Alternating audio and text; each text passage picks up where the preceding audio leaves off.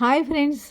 ఈరోజు చల్లపల్లి స్వరూపరాణి గారు వ్రాసిన మిణుగురులో నుంచి మరొక కథ. నల్ల మనుషుల కోసం పలవరించిన తెల్లటి హృదయం. గెయిల్ ఓవెంట్. గెయిల్ ఓవెంట్ గారు 1941లో జన్మించి 2021లో మరణించారు. భిన్న సామాజిక శ్రేణులైన కులాలు, ఉపకులాలు, మతాలు, విశ్వాసాలతో పాటు వివిధ ప్రాంతాలు, భాషలు, సంస్కృతులు, సాంప్రదాయాలు, వాటి మధ్య వైవిధ్యాలు, వైరుధ్యాలతో కలగోరగంపలాంటి భారత సమాజం అధ్యయనవేత్తలకు ఓ గొప్ప సారవంతమైన నేల లాంటిది. ఈ నేలని తవ్వే కొద్దీ ఇక్కడి ప్రజల మీద కులం చేసిన దాష్టీకం తాలూకు గాయాలు బయటపడినట్టే వివిధ చారిత్రక సంధ్యల్లో కుల వివక్షకు గురయ్యే ఆయా సమూహాలు వేసిన పెనుకేకలు కూడా భూమి పొరల్లోంచి వినిపిస్తాయి. భారత సమాజంలో కుల వ్యవస్థ దాని పూర్వోత్తరాల నుంచి కుల వ్యవస్థకు వ్యతిరేకంగా పుట్టుకొచ్చిన బ్రాహ్మణేతర కుల నిర్మూలన ఉద్యమాలపై పరిశోధన ప్రారంభించిన వారంతా పాశ్చాత్య దేశాల నుంచి వచ్చిన పరిశోధకులే. వారిలో జిజ్ఞాసులైన క్రిస్టియన్ మిషనరీలు, విద్యావేత్తలు, మానవ శాస్త్రవేత్తలు, ఆంథ్రోపాలజిస్టులు అన్నమాట, సామాజిక శాస్త్రవేత్తలు, సోషియాలజిస్టులు అన్నమాట, చరిత్రకారులు ఉన్నారు. Haimendorf, Risley, Hutton, Henry Whitehead, Rosland, వహన్లావ్, Briggs, Lench, Jaffrelot, Eleanor Zelliot, Gabriel Dietrich, Rhys Davids, ఆయన భార్య కరోలినా స్టఫోలీ, వెండీ డోనిగర్ మొదలైన పాశ్చాత్య పండితుల కోవలో గెయిల్ ఓవెంట్ ఒకరు. వారిలో ఎలీనార్ జెలియట్, రోజలాండ్, వహన్లాన్, గాబ్రియల్, వెండీ డోనిగర్ వంటి స్త్రీలు ఉన్నప్పటికీ భావజాల పరంగా, పరిశోధనా పరిధి పరంగా గెయిల్ భిన్నమైన పరిశోధకురాలు. మిగిలిన వారు కేవలం తమ మేధస్సును ఉపయోగించి పరిశోధన చేస్తే, గెయిల్ తన హృదయంతో మేధస్సును జత చేయడం ఆమె గొప్పతనం అనుకోవచ్చు. అందుకే ఆమె అందరికీ ప్రేమాస్పదురాలు అయ్యింది. భారతీయ సమాజంలో కుల వ్యవస్థపై పనిచేసే ఉద్యమకారులకు, విశ్వవిద్యాలయాల్లో అధ్యాపకులకు, పరిశోధకులకు పరిచయం అక్కర్లేని పేరు గెయిల్. ఆమె అమెరికాలో పుట్టి పెరిగినప్పటికీ భారత సమాజంలోని అణగారిన ప్రజలతో మమేకమై వారిలో ఒకరిగా కలిసిపోయిన తీరు ఆశ్చర్యం కలిగిస్తుంది. గెయిల్ ఓవెంట్ అమెరికాలోని మిన్నెసోటా రాష్ట్రంలోని మిన్నెపోలిస్లో ఆగస్టు 2వ తేదీ 1941లో పుట్టింది. కార్లటన్ కాలేజీలో సోషియాలజీ చదివి పిహెచ్డి డిగ్రీ కోసం కాలిఫోర్నియా యూనివర్సిటీలో చేరింది. 1964-65లో గ్రాడ్యుయేషన్ స్టూడెంట్గా ఓసారి ఇండియాకి వచ్చి వెళ్ళిన గెయిల్ పరిశోధన కోసం 1972లో మళ్ళీ ఇక్కడికి వచ్చింది. గెయిల్కు ఎలీనార్ జెలియట్ స్కూల్లో చదివే రోజుల నుంచి తెలుసు. ఆమె పిహెచ్డి కోసం వలసవాద కాలపు భారతదేశంలో అణగారిన కులాల నుంచి 19వ శతాబ్దంలో ప్రారంభమైన బ్రాహ్మణేతర ఉద్యమాలను తన పరిశోధక అంశంగా ఎంచుకుంది. అకాడమిక్ పరిశోధన అనేది ఆమె ఈ దేశంలో పర్యటించడానికి ముఖ్య కారణం అయినా ఆ పనిలో ఆమె నిమగ్నత మిగిలిన వారికంటే గెయిల్ను భిన్నంగా నిలబెట్టిందనుకోవచ్చు.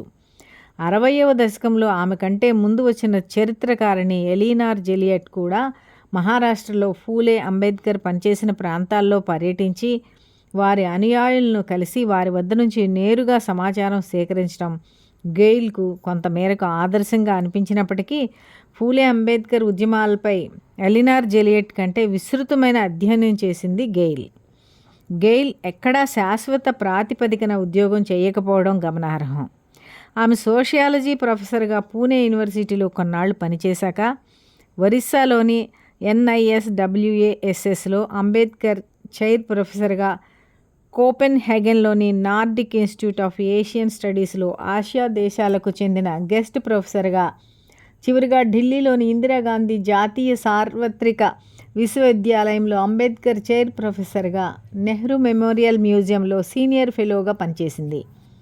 అనేక జాతీయ, అంతర్జాతీయ రీసెర్చ్ ప్రాజెక్టుల్లో రీసెర్చర్గా, సలహాదారుగా ఉంది.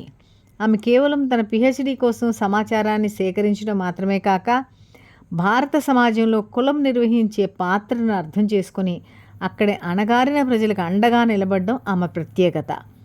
అణచివేతకు గురయ్యే దళితులు, ఆదివాసులు, స్త్రీలు తమ ఉనికి కోసం, ఆత్మగౌరవం కోసం సాగించే ఉద్యమాలతో గెయిల్ మమేకమైంది.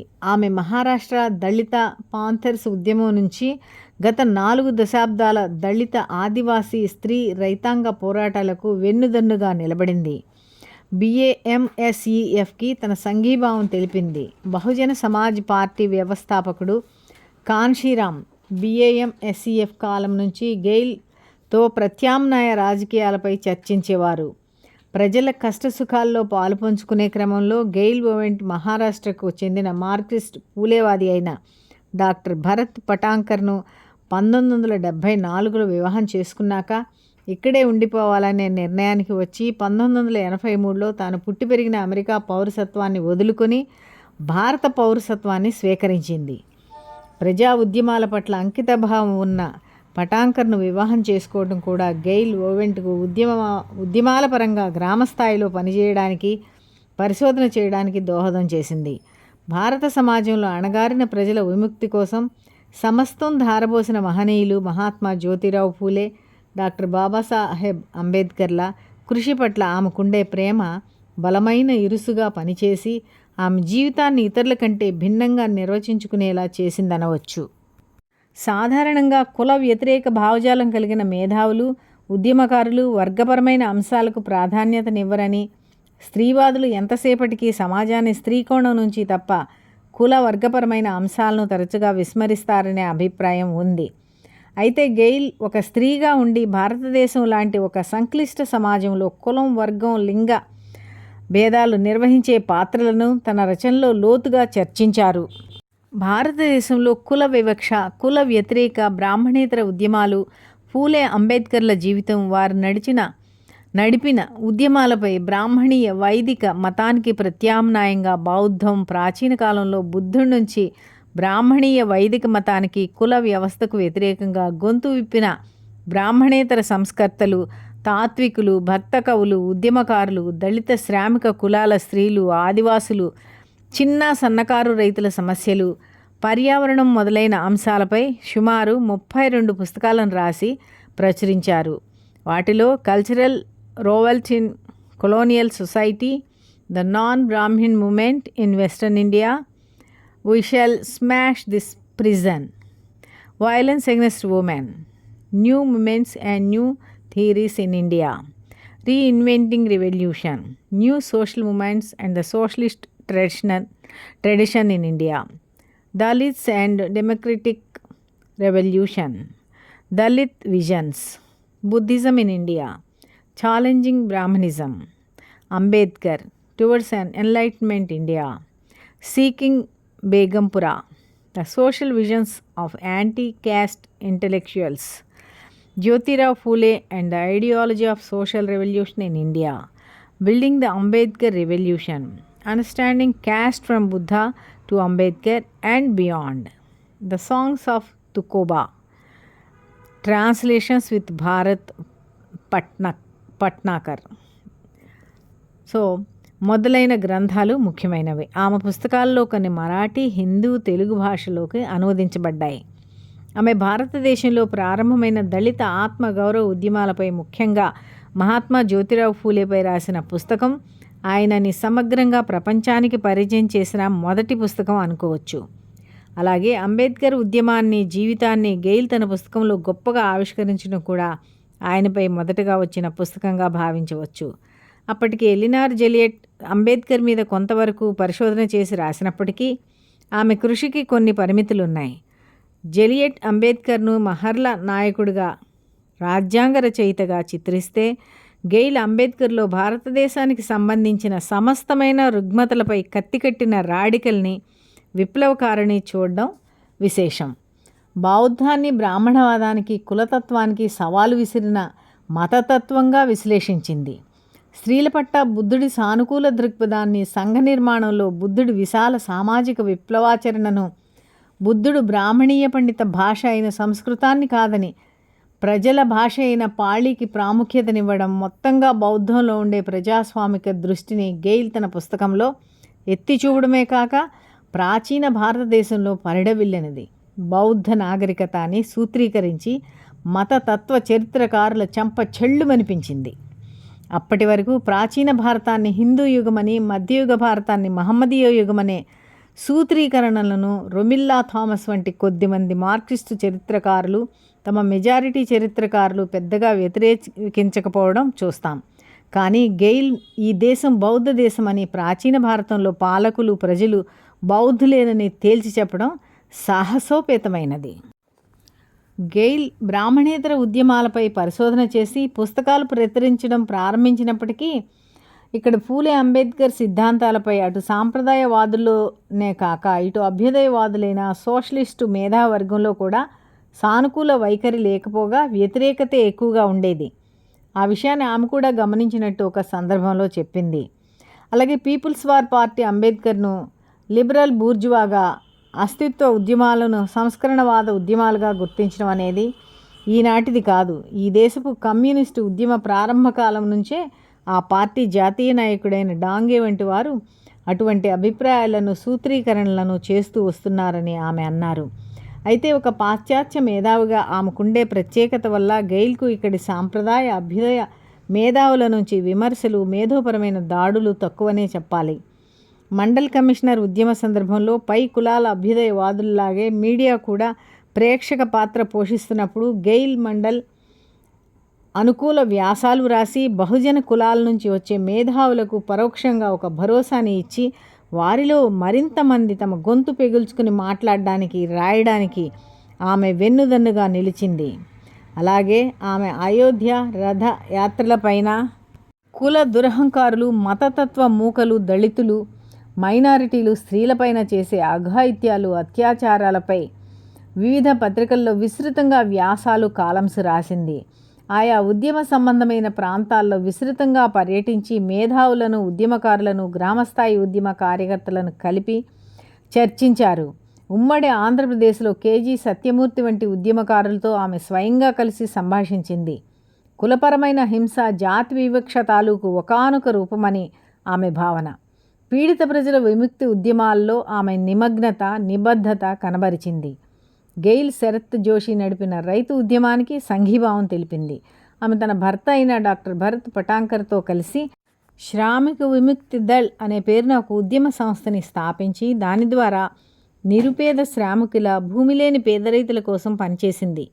ఆయనతో కలిసి చిన్న సన్నకారు రైతుల సమస్యల మీద, ప్రత్యేక ఆర్థిక మండళ్ల పేరున ప్రభుత్వాలు సహజ వనరులను కార్పొరేట్లకు దోచిపెట్టడం, ఆదివాసులను తమ ఆవాసాల నుంచి వెళ్ళగొట్టడం వంటి ఆర్థిక ఉగ్రవాదంపై పోరాటం చేయడమే కాక తాము నివసించే సాంగ్లీ జిల్లా కాసేగాంలో ప్రజల సాగునీరు, తాగునీరు సౌకర్యాల కోసం స్వయంగా వారు ఒక చెక్ డ్యాంను నిర్మించడం గెయిల్ దంపతుల విప్లవ కార్యాచరణకు నిదర్శనం.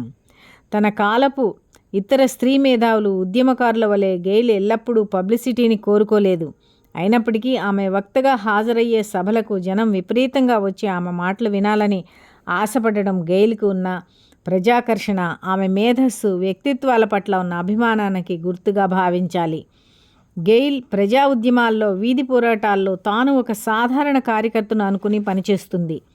ఉద్యమంలో భాగం కాకుండా ఏ ఉద్యమాన్ని అర్థం చేసుకోలేమని ఆమె అభిప్రాయం. ఆమె తాను స్థిరపడిన మహారాష్ట్రలో స్థానిక భాష అయిన మరాఠీ భాషను అంతే నిబద్ధతతో నేర్చుకోవడమే కాదు, ఆ భాషలో చదవడం, రాయడం, మరాఠీ దళిత సాహిత్యాన్ని ఇంగ్లీష్లోకి తర్జుమా చేయడం ఆశ్చర్యం కలిగిస్తుంది. ఇవన్నీ ఆమె తన సహచరుడు పటాంకర్తో ఆడుతూ పాడుతూ చేసింది. వారిద్దరూ కలిసి మరాఠీ భక్త కవి అయిన తుకారాం గేయాలను ఇంగ్లీష్లోకి అనువాదం చేసి ప్రచురించారు. సమకాలికంగా భారతదేశంలో దళితులకు సంబంధించిన ప్రతి అంశంతో ఆమె పేరు ముడిపడి ఉందంటే అతిశయోక్తి కాదు.